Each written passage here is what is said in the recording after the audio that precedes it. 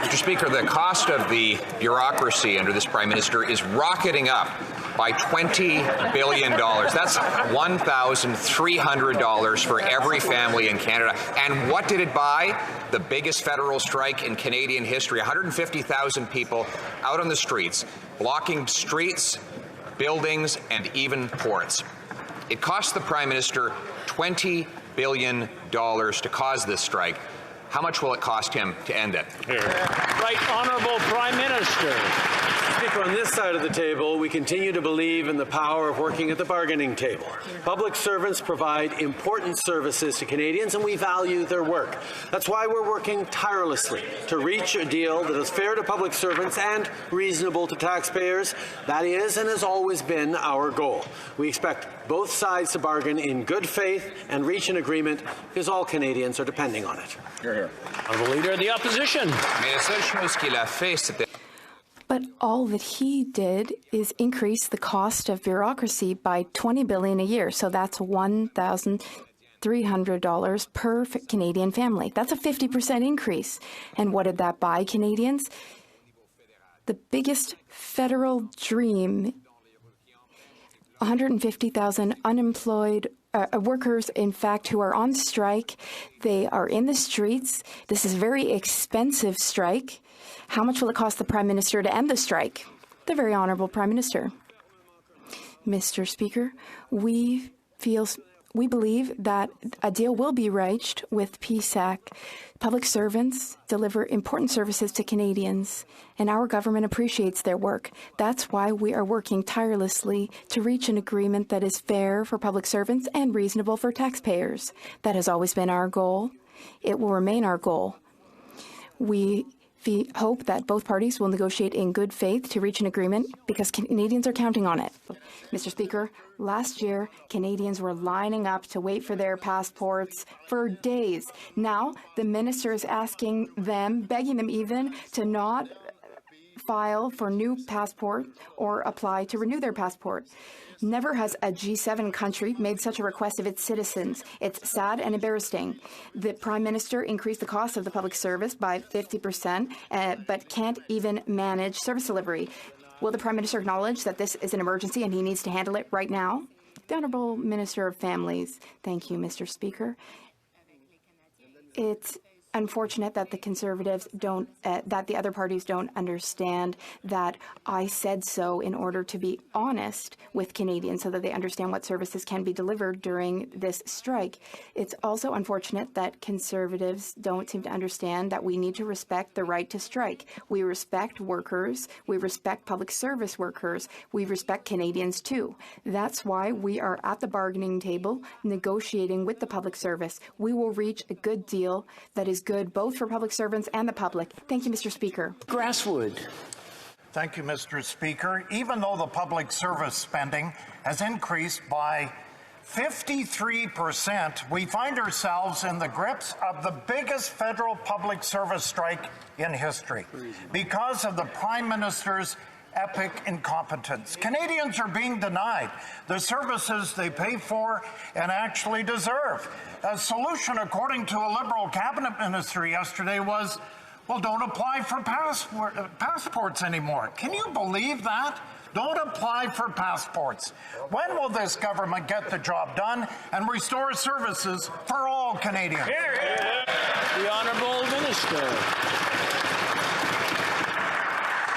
Mr. Speaker, unlike the Conservatives, I'm not going to spin the situation for Canadians. I'm actually going to be straight and honest with them because the law dictates what's an essential service, and passports are not considered essential under the law. Mr. Speaker, I'm not going to make things up. I'm going to be straight with Canadians. And when it comes to essential services like CPP, OAS, GIS, employment insurance, social insurance numbers, filing your taxes, these are all services that continue to be provided because they are considered to be essential. Thank you, Mr. Speaker.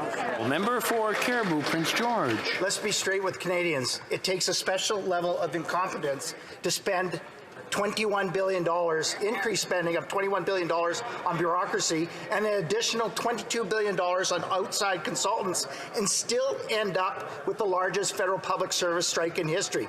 Despite all these billions spent, Mr. Speaker, Canadians still have no proposals, no plan, and no passports. How much will the residents of Northern BC have to pay to bring an end to this Prime Minister-caused strike? The Honourable Minister of Labour. If we're going to get into the record that members on either side of this House have when it comes to workers' rights, maybe we can talk about it. You know, when I look at certain members in this House who were in government at one point in time, they now profess to be a party that represents workers. They just don't like the part where they may gather together, the collective part, the part where they actually get to bargain for free and fair wages.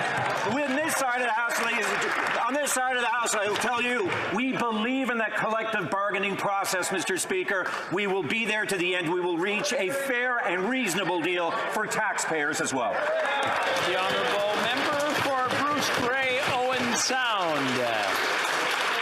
Trust in this Liberal government continues to erode. We're now a week into the largest general strike in history, impacting the lives of all Canadians. Canadians are concerned about getting their tax returns on time. Afghans that help Canada are still hiding in terror because IRCC is incapable of processing the paperwork. Transport Canada is not conducting marine exams for students. And now, the minister who's presided over the largest backlog of passports in history has the audacity to tell Canadians that their passports aren't essentials and don't even bother applying. Why, after 2 years of negotiating, has this Liberal government failed to solve this dispute? When will Canadians get their passports? The Honourable Deputy Prime Minister. Mr. Speaker, let me tell you what our government is doing for Canadians.